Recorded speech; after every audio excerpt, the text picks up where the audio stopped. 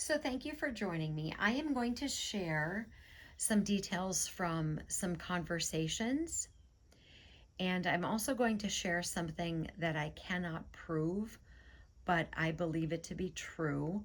I'm going to start with our Bible passages today, Genesis 2, verse 7. And the Lord God formed man of the dust of the ground and breathed into his nostrils the breath of life, and man became a living being. And then, of course, God realizes that Adam is lonely, so he creates a woman for him from Adam's rib. We are now in Genesis 2, verse 21. And the Lord God caused a deep sleep to fall on Adam, and he slept. And he took one of his ribs and closed up the flesh in its place. Then the rib which the Lord God had taken from man, he made into a woman, and he brought her to the man. And Adam said, "This is now bone of my bones and flesh of my flesh. She shall be called woman because she was taken out of man." And then Adam and Eve go on to procreate and create people. And there's no doubt in our minds that God has created people. And because of God's creation of Adam and Eve, there is life. So I'm going to share something first off that is from a conversation. Now, I had this conversation with three different people over the past week in separate locations. It was not like we were all together. It was three people saying the exact same thing in three separate locations. And that's what makes it significant. So we were talking about women's ability to reproduce and to have babies, and that it seems to be that there is a rise in complications with pregnancies, more so than there ever used to be. And every single person that I had this conversation with stated this. And this was something that I was thinking about as well.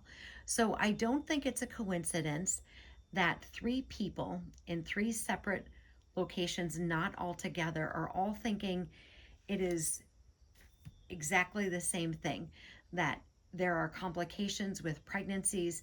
It's a lot harder for women to sustain pregnancies, and that the health of the mother, the health of the baby, and of course, we know that sin is the result of all of this, but because of sin in the world, it seems like it's much more difficult, and there's a lot more issues with women having babies.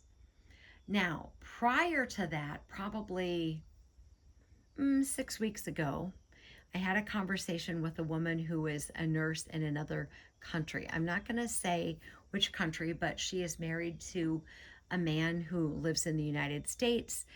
She is not yet a citizen, but she travels back and forth. But she's a nurse in another country. And I mentioned something to her, and believe me, this is related to what we've already spoken of. And she said, "I completely agree with you. I think that makes perfect sense." So I know a large quantity of women who have miscarried their first baby. Now, I cannot prove this, but I will tell you what I think it is.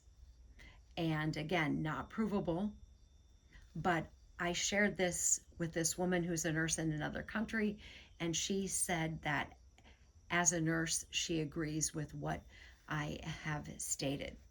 So, my personal belief, this is again my opinion, not provable. I think that the reason that many women that I know have miscarried their first pregnancy is that they are on the pill, they get married, they go off the pill to start a family, and that first baby is lost through miscarriage. And I think it is the result of the pill, that it stays in a woman's system. And so when they get pregnant that first time, there is still those items that are in the pill in their body. And that is what is causing a large number of first pregnancy miscarriages. Now, this video might get me into trouble, but I believe this to be true. I cannot prove it, and I don't think anyone would ever mention this, but it was interesting, and all of these things kind of are correlated together just from recent conversations. Armor Up, We Ride at Dawn. May God bless you as always. Have a great day.